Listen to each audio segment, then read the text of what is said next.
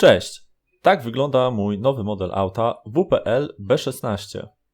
Jest to auto produkcji chińskiej i choć wygląda całkiem nieźle, to niestety parę rzeczy od samego początku się w nim sypie. Największy problem sprawiają wały napędowe i to zaraz po wyjęciu samochodu z pudełka. Chodzi w szczególności o wał środkowy, który wypada najczęściej, ale także o wał przedni, który wypada od czasu do czasu. Jedynie z ostatnim wałem nie miałem nigdy żadnego problemu. 2 dni po zakupie zamówiłem zatem zestaw nowych metalowych wałów z AliExpress w cenie około 20 kilku złotych razem z przesyłką. Niestety nie miałem jeszcze okazji ich sprawdzić, bo tuż przed ich montażem spalił się silnik. Ten oto widoczny tutaj malutki silniczek. Musiałem zatem zamówić nowy silnik, również z AliExpress w cenie 60 zł razem z przesyłką i właśnie jego wymianą się dzisiaj zajmiemy. Do wyboru mamy 2 rodzaje jednostek napędowych. Pierwsza skrzynia to skrzynia dwubiegowa, posiada bieg wolny i szybki, a druga skrzynia to taka jak zamówiłem i posiadam tutaj, czyli jest to skrzynia jednobiegowa, posiada jedynie bieg wolny. Jednobiegowa skrzynia ma jednak 3 przewagi nad skrzynią dwubiegową. Po pierwsze, możemy używać oryginalnej dołączonej do zestawu aparatury. Nie musimy kupować nowego pilota do sterowania. Po drugie, silnik posiada możliwość wymiany i serwisowania szczotek. To było dla mnie szczególnie ważne, bo w pierwszym silniku, który się spalił, zawiodły właśnie szczotki. Silnik ze skrzyni dwubiegowej nie posiada natomiast możliwości serwisowania i jeśli zawiedzie, musimy go wymienić na nowy. Poza tym skrzynia dwubiegowa ma plastikową obudowę i plastikowe tryby, chociaż podobno już w nowszej wersji tryby są metalowe, ale obudowa wciąż jest plastikowa. W tym modelu tryby są wykonane z metalu, a obudowa z aluminium. Sprawdźmy zatem, czy całość będzie pasować do mojego auta. Do rozkręcania potrzebny nam będzie zwykły śrubokręt krzyżakowy. Niestety, aby dostać się do silnika, musimy rozkręcić niemal całe autko. A zaczniemy od zdemontowania kabiny autka oraz 2 skrzyń znajdujących się na dole.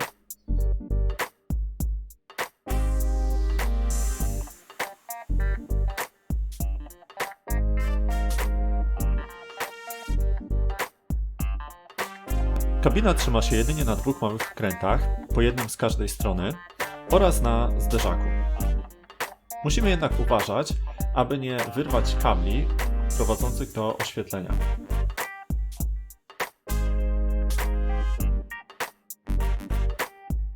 Tak jak widzimy, aby wymienić silnik, nie potrzebujemy rozkręcać już nic więcej. Można by wręcz pokusić się o jego wymianę bez rozkręcania kabiny, ale ja potrzebuję wymienić także skrzynię biegów i dlatego rozkręcanie musi trwać dalej.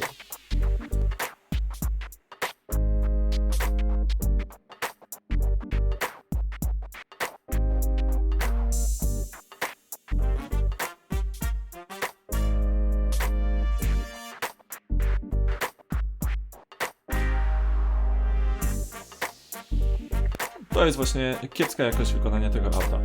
Po wyciągnięciu wtyczki wyszła ona razem z gniazdem. Na szczęście piny są nienaruszone, ale to pokazuje, jak kiepsko wykonane jest to auto.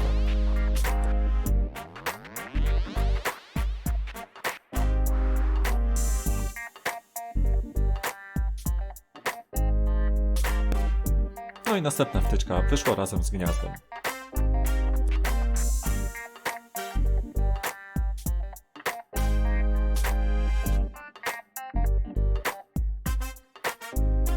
Na szczęście nie musimy rozkręcać reszty ramy, wystarczy jeśli śrubki przy kołach lekko poluzujemy.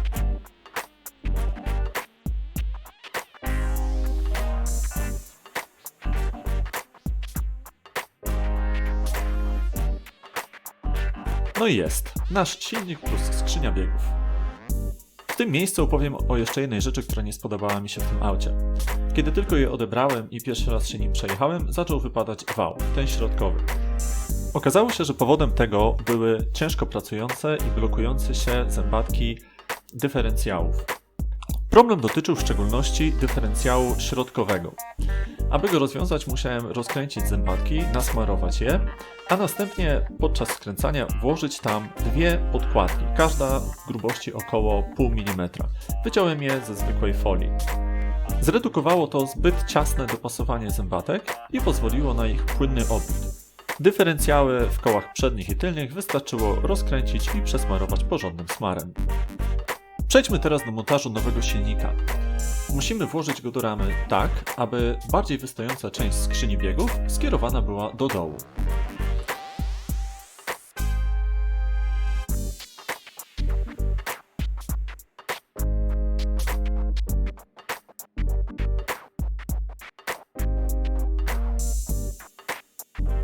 Niestety nowe śruby są większe od starych wkrętów, dlatego przed ich montażem musimy powiększyć otwory w dwóch skrzynkach mocowanych od spodu auta.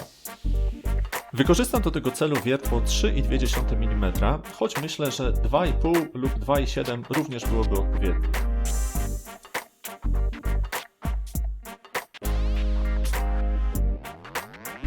Niestety rozwiercenie otworu na niewiele się zdało, gdyż łeb śruby jest zbyt duży i zawadza o kawałek skrzynki. Zajmę się tym później, a na razie zamontuję silnik bez użycia skrzynek.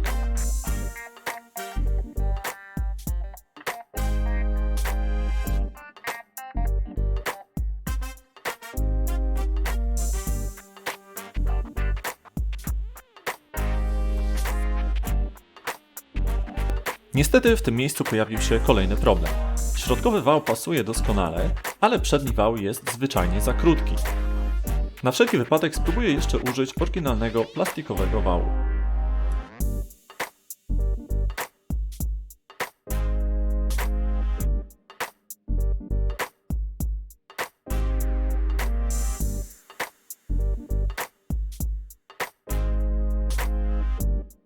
Tym razem problemy są dwa.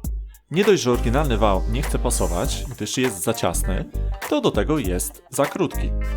Na szczęście tylny wał ma nieco luzu, dlatego myślę, że najlepszym rozwiązaniem będzie przesunięcie osi skrzyni biegów o kilka milimetrów do przodu. Skrzynię rozkręcamy kluczem impulsowym w rozmiarze 1,5 mm.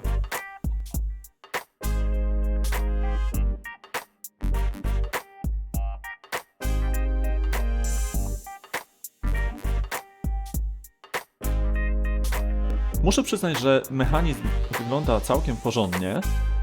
Tak samo zastosowany smar wydaje się być lepszy niż ten w plastikowej skrzyni. Spróbuję teraz przesunąć najdłuższą oś. W tym celu musimy poluzować jedną śrubę imbusową kluczem 1,5 mm. Śruba ta dociska zębatkę do osi. Po przesunięciu osi musimy jeszcze uzupełnić ubytki w smarze i możemy przystąpić do skręcania. Osobiście używam smaru PM600. Nie jest to co prawda smar dedykowany do skrzyni biegów, ale jest na tyle uniwersalny, że wydaje mi się, że powinien spełnić swoje zadanie.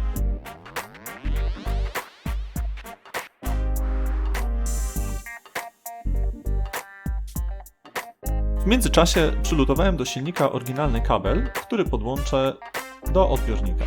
Czerwoną kropką zaznaczono na silniku miejsce przylutowania kabla spolaryzowanego dodatnio. Drugi punkt to masa. Jeśli podłączycie kable odwrotnie, autko pojedzie, ale w przeciwnym do zamierzonego kierunku. Po wstępnym złożeniu autka mogę wreszcie sprawdzić, czy moja modyfikacja zadziała.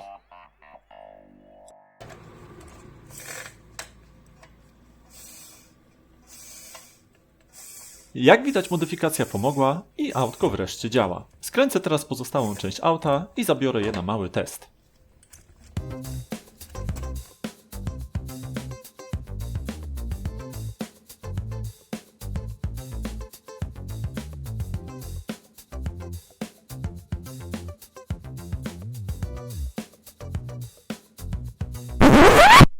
I mamy kolejny zgrzyt.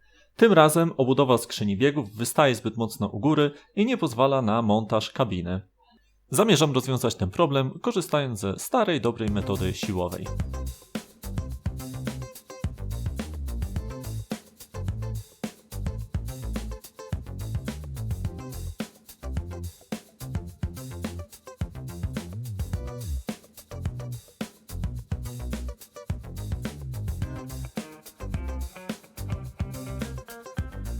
O dziwo, operacja przeprowadzona kombinerkami udała się znakomicie. Teraz wszystko pasuje idealnie, chociaż musiałem wyrwać sporą część karoserii. Najbardziej przeszkadzały elementy obudowy zlokalizowane u dołu. Mam nadzieję, że teraz nie spotka mnie już żadna niespodzianka. Skręcamy dalej. A jednak się myliłem i muszę jeszcze rozwiercić otwory karoserii.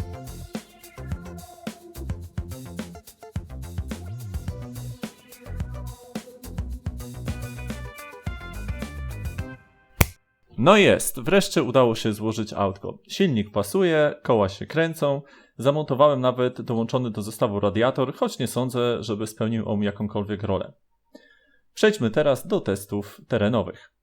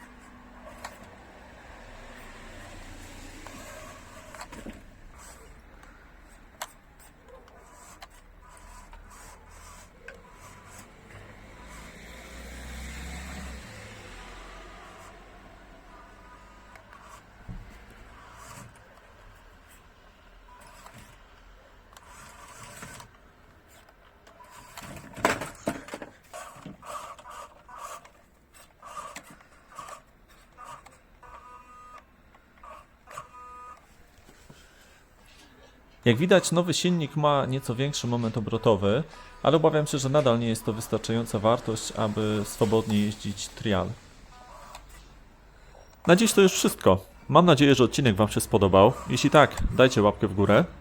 A ja już dziś zapraszam Was na kolejny film, w którym przetestuję to autko na swoim torze RC.